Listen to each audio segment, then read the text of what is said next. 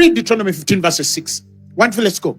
He says, for the Lord your God blesses you as he promised you. Listen. And you shall lend to, read, many nations, but thou shalt not borrow.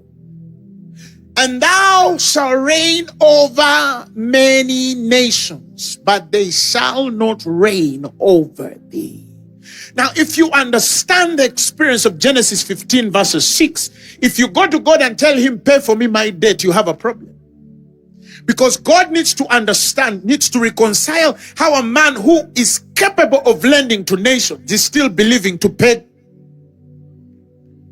a debt.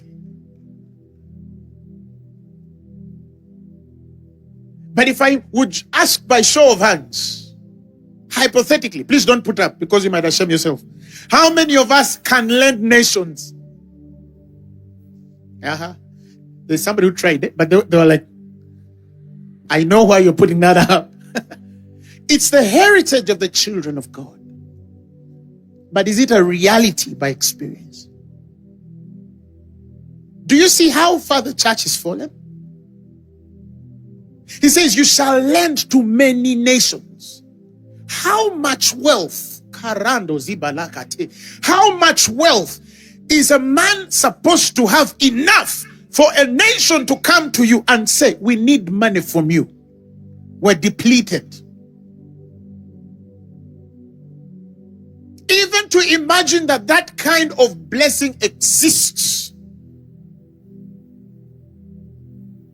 is an overwhelming thought for any right-thinking person to ponder.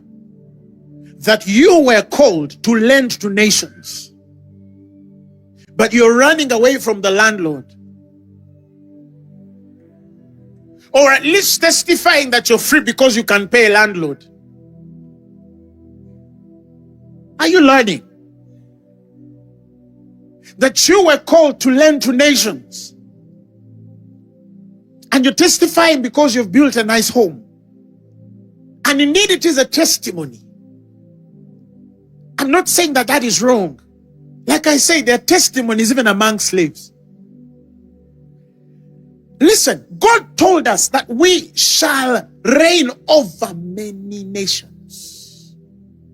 They shall not exercise autonomy over us. Are you following what I'm saying?